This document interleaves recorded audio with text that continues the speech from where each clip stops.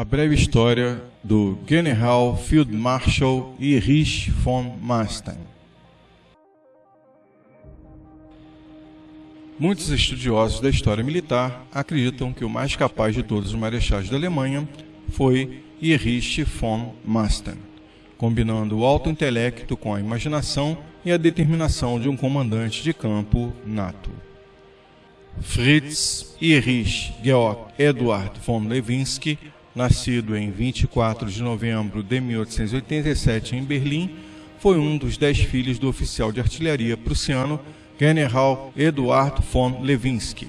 Após a morte de seus pais, ele foi adotado pelo seu tio, General Georg von Manstein, cujo nome fez uso sendo adotado como sobrenome. Sua carreira militar teve início em 1906, quando se tornou um alferes, candidato a oficial, junto com o 3º Regimento de Guardas de Infantaria, do qual foi comissionado Lieutenant em 1914. Durante a Primeira Guerra Mundial, Manstein serviu nas frentes ocidental e russa. Foi ferido enquanto lutava no leste, sendo nomeado para compor a equipe do grupo de exército. Foi promovido a Hauptmann, capitão, em 1915. Mais tarde foi promovido a outros cargos por merecimento. Fazendo parte do novo Reichswehr, serviu na equipe do General von Lossberg e, em 1927, alcançou o posto de major. Em 1932, ele foi promovido a Oberstleutnant, tenente-coronel, e, por um curto período de tempo, comandou um batalhão Jäger. Quando os nazistas assumem o poder em 1933, Manstein é promovido a Oberst-coronel e posteriormente nomeado chefe do Departamento de Operações do Estado-Maior da Nova Wehrmacht. A campanha da Polônia. Em 1937 foi nomeado General-Maior, comandando a 18ª Divisão de Infantaria no ano seguinte. Em 1938, participou da tomada alemã dos Sudetos como chefe do Estado-Maior, do General Wilhelm von Lieb. Ludwig Beck foi forçado a ser deposto quando confrontado com o escândalo de Blumberg e Fritsch. Beck acaba por se demitir em sinal de protesto em agosto de 1938. Apesar de Manstein ter insistido que não o fizesse. Com isso, Haida se aproveita e substitui Beck. A partir desse momento, Manstein e Haida se tornam inimigos e rivais, se odiando. Manstein, em abril de 1939, chega ao posto de General-Leutnant, tornando-se chefe do Estado-Maior de Gerd von Rundstedt, no grupo de exército A, ou Heeresgruppe Süd. Acabou por se destacar durante a campanha polonesa e os preparativos para a campanha do Ocidente. Estudou profundamente e absorveu de uma forma primorosa os conceitos da Blitzkrieg, desenvolvidos por Heinz Guderian. A França. Como desejava almejar novos postos em sua carreira, após o Estado-Maior, contribuiu criando e estruturando uma série de planos para o ataque à França. Esse plano acabou por receber o seu nome. De início, o OKH rejeitou a proposta de Manstein. Haida, em particular, afirmou que o plano não tinha qualquer mérito. Contudo, em 11 de novembro de 1939, a convergência das ideias de Hitler vai exatamente de encontro aos planos que Manstein havia desenvolvido com auxílio de Heinz Guderian. Os planos envolviam uma poderosa força blindada que partiria das colinas arborizadas, supostamente impenetráveis das Ardenas, tomando as pontes sobre Meuse antes de contornar as defesas francesas da linha Maginot. Com essa ação, criou uma ruptura das forças inimigas posicionadas ao norte, com uma abordagem rápida ao Canal da Mancha, isolando os exércitos franceses e ingleses na Bélgica e na Flandres. Os generais Haida e Brauderich ficaram incomodados com a insistência de Hitler em escolher o planejamento de Manstein para o ataque à França.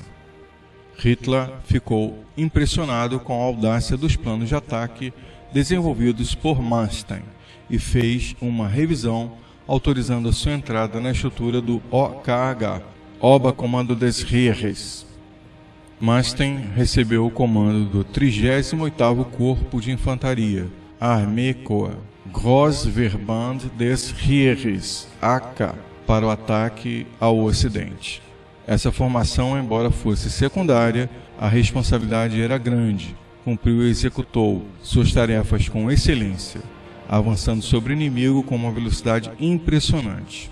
Com isso, Manstein foi promovido a General de Infanterie em junho de 1940 e, em 19 de julho de 1940, recebeu a Cruz de Cavaleiro por sua contribuição sem precedentes ao sucesso do Wechselfeldzug, campanha ocidental.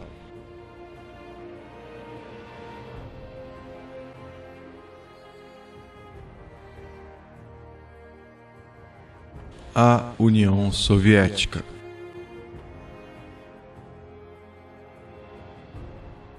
Haidar encontra uma alternativa para distanciar Manstein. No início de 1941, Manstein recebeu o comando do 56º Panzerkorps na frente norte para a iminente invasão da União Soviética. Von Manstein avançou mais de 320 quilômetros enquanto capturava pontes sobre o rio Dona e quase capturou a cidade de Leningrado. Em 2 e 13 de setembro de 1941, von Manstein recebeu o comando do 11º Exército. Von Manstein então deslocou suas tropas com sucesso para o sul da Crimeia, enquanto capturava mais de 430 mil prisioneiros russos em 16 de novembro. Com seu avanço, tomou quase toda a Crimeia, com exceção de Sebastopol. Em 1º de 7 de 1942, ele capturou a cidade de Sebastopol e no mesmo dia recebeu a promoção ao posto de Field Marshal, Marechal de Campo. Hitler acabou por insistir em uma grande ofensiva contra Kursk em julho de 1943, indo contra as ideias de Manstein e de Model. Ambos comandariam as tropas do sul e do norte, realizando o ataque, respectivamente. Manstein havia feito um impressionante progresso no território inimigo. A Batalha de Kursk foi o ponto decisivo na guerra contra a União Soviética. Manstein comandava uma das pontas da ofensiva alemã, alertou a Hitler sobre os riscos de um ataque tão ambicioso. No entanto, o Führer, obcecado pela ideia de uma vitória rápida, ignorou os conselhos de seus generais. A derrota em Kursk marcou o início do declínio alemão na frente oriental. Durante a Batalha de Kursk, as tropas de Manstein quase conseguem penetrar as defesas russas.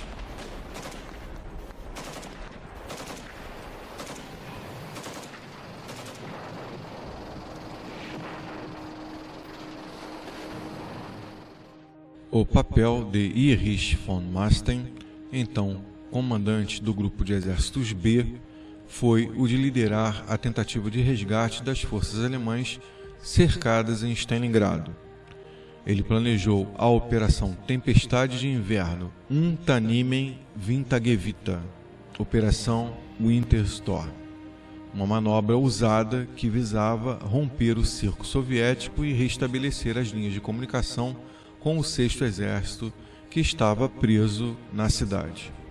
Apesar de alguns sucessos iniciais, a Operação Tempestade de Inverno, Unter-Nehmen Wintergewitter, Operação Winter Storm, acabou falhando devido à forte resistência soviética, à falta de suprimentos e ao desgaste das forças alemãs.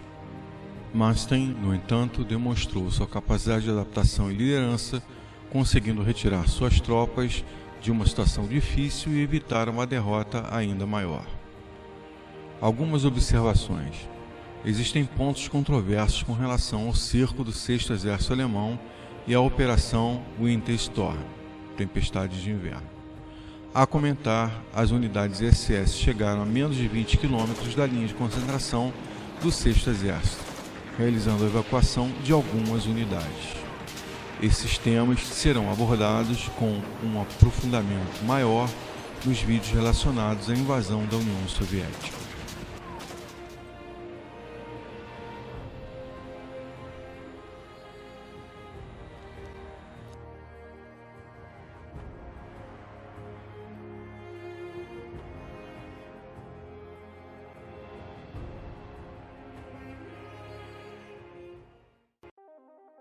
Insistência de Manstein para a retirada. Os pedidos insistentes de Manstein para a retirada das tropas, encurtando a frente de combate, como também para a reorganização do alto comando no leste, a estratégia inicial de Manstein era reduzir a influência maligna de Hitler e seus generais inflexíveis no OKW, Oberkommando der Wehrmacht, acabaram por colocar a sua posição e influência em risco, mesmo possuindo grandes talentos como estrategista militar. Obrigado durante o outono a uma retirada magistral do combate, recuando mais de 200 quilômetros para a margem oeste do Dnieper. Manstein fez um esforço em se concentrar e manter a linha íntegra e forte durante o inverno de 1943 e 44. Enquanto isso, ao mesmo tempo insistia com seus pedidos a Hitler, a criação de uma estrutura de comando racionalizada e simplificada, provavelmente sem a participação do Führer. Em fevereiro de 1944, no entanto, mais de 60 mil homens foram isolados no bolsão de Cherkassy e Korsan, atual Korsan-Shushensky, ambos localizados na Ucrânia. Manstein ignora as ordens de Hitler de ficar firme, organizando uma longa retirada para o oeste em 16 e 17 de fevereiro. Ordenou aos 11º e 42º Corpos, um total de 56 mil homens, e mais 6 divisões pertencentes ao Grupo de Exército Sul, que recuassem do bolsão Cherkassy. Eventualmente, Hitler aceitou essa ação e ordenou a fuga, sem saber que a mesma já havia ocorrido.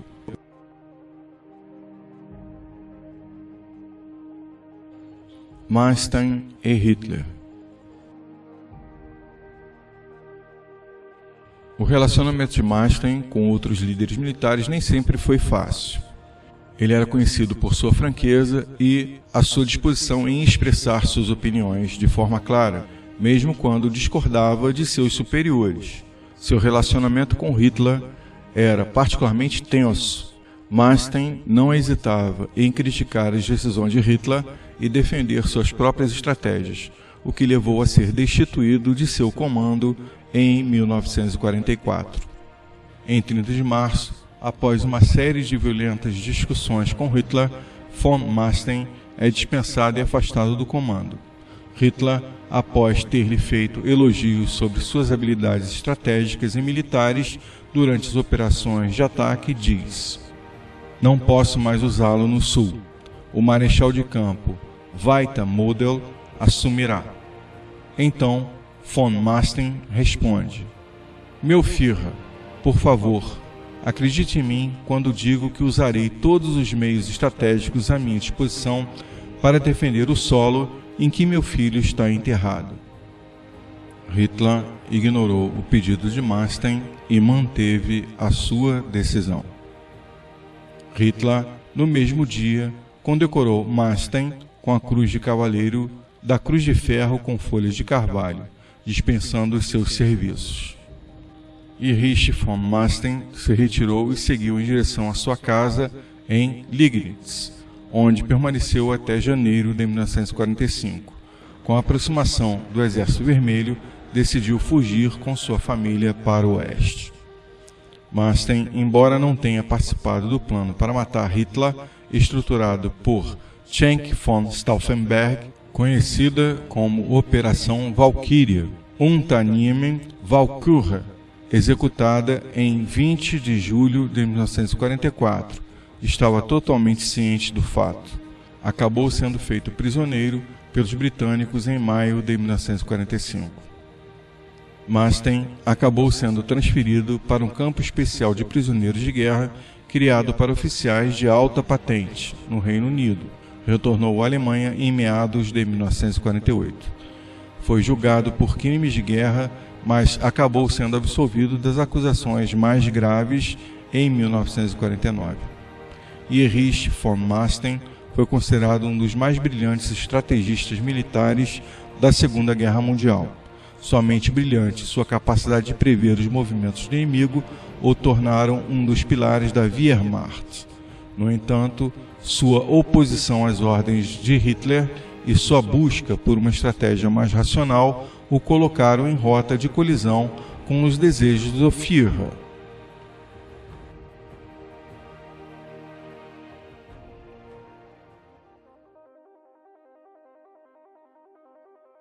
A adoção da doutrina Panzer e a criação do Sturmgeschütz. Durante seu tempo no Estado-Maior, Manstein teve contato com as ideias de Hans Guderian e Oswald Lutz, que defendiam uma reestruturação do sistema militar alemão, com foco no uso de tanques Panzer. Manstein reconheceu a importância dessa nova doutrina militar e se tornou um de seus defensores. No entanto, Manstein também era um estrategista pragmático e sabia que a implementação de novas tecnologias e táticas militares enfrentaria resistência dentro do exército alemão. Para contornar essas resistências, Manstein propôs uma solução inovadora: o desenvolvimento de um veículo blindado de apoio à infantaria, conhecido como Sturmgeschütze, STUK. O STUK eram veículos blindados equipados com canhões de alta potência projetados para fornecer apoio de fogo direto à infantaria durante os ataques. Essa solução permitiu que a Alemanha desenvolvesse uma nova arma poderosa e eficaz, sem enfrentar a resistência de oficiais mais conservadores.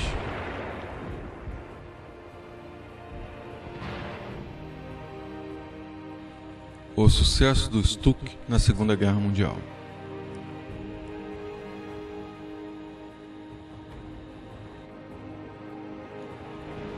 Os Sturmgeschütze STUK provaram ser uma das armas mais bem-sucedidas e eficientes da Alemanha durante a Segunda Guerra Mundial. Sua capacidade de fornecer apoio de fogo preciso e sua alta mobilidade os tornaram valiosos em diversos cenários de combate.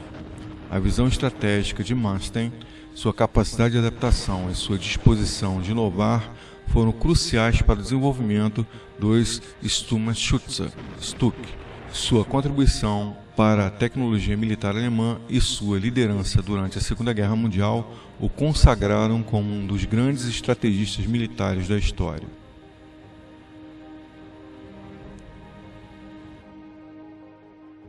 Seu filho, Georg von Manstein. Von Manstein perdeu seu filho de nome Georg Erich Sylvester von Manstein, nascido em 1922. Servia como tenente da Wehrmacht na Frente Oriental. Aos 19 anos, em 23 de 10 de 1942, foi morto por uma bomba russa enquanto estava a caminho com a missão de entregar uma ordem a um comandante de pelotão. Georg foi enterrado às margens do lago Ilmen, na Rússia, no dia seguinte à sua morte. Georg foi descrito por seu pai como um jovem corajoso e inteligente. Sofria de asma, mas estava determinado a superar suas dificuldades para ser um bom soldado em campo de batalha. Era o seu filho mais velho.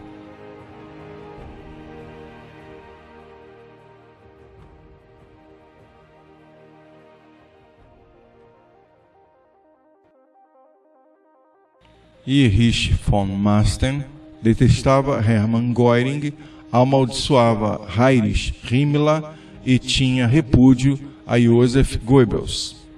No final, para os seus colegas mais próximos, admitiu ter ancestrais judeus e, para se divertir, ele treinou seu cão Dachshund para levantar a pata ao comando de Heil Hitler. faleceu aposentado na Bavária em 11 de junho de 1973, aos 86 anos. Foi enterrado no cemitério de Am Friedorf-Dorfmark.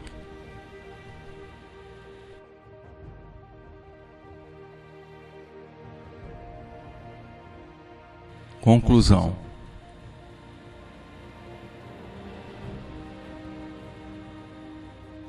Erich von Manstein foi um general excepcional cuja inteligência e coragem o tornaram uma figura lendária na história militar.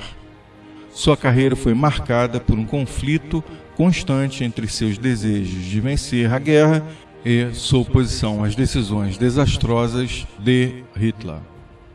Manstein representa a complexidade de um dilema enfrentado por muitos oficiais alemães durante a Segunda Guerra Mundial: a lealdade ao Estado versus a responsabilidade moral.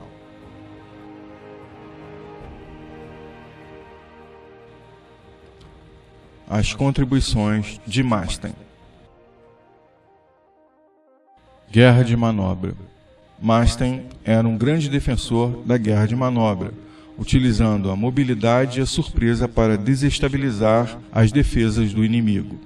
Seus planos, como o ataque pelas Ardenas em 1940, revolucionaram a forma como se pensava em conduzir operações defensivas de guerra. Adaptabilidade. O general alemão demonstrou uma grande capacidade de adaptar suas estratégias às mudanças no campo de batalha. Ele era capaz de analisar rapidamente a situação e tomar decisões rápidas e eficazes em campo de batalha. Logística. Entendia a importância da logística para o sucesso de qualquer operação militar. Ele sempre se certificava que suas tropas estivessem bem supridas e as linhas de comunicação estivessem seguras.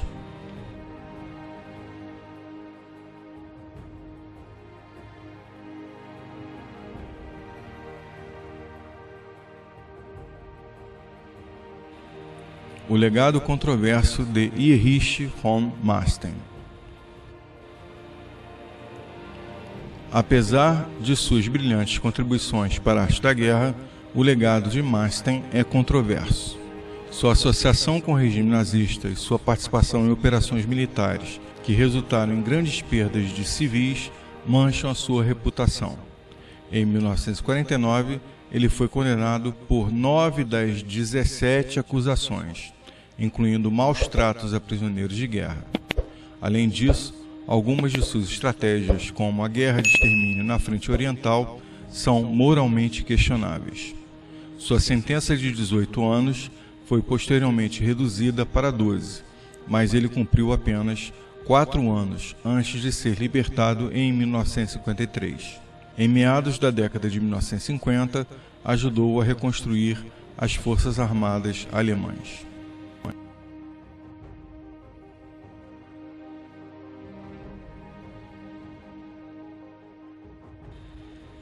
Influência na doutrina militar pós-guerra. Apesar das controvérsias em sua carreira, as ideias de Manstein continuam a influenciar a doutrina militar após a Segunda Guerra Mundial. Seus escritos sobre a guerra, especialmente suas memórias Vitórias Perdidas, Verlorene na Sieger, de 1955, tornam-se um clássico na literatura militar e são estudados em muitas academias militares ao redor do mundo até os dias de hoje.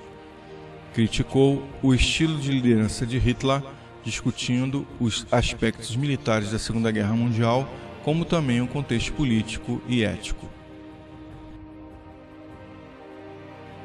Algumas passagens.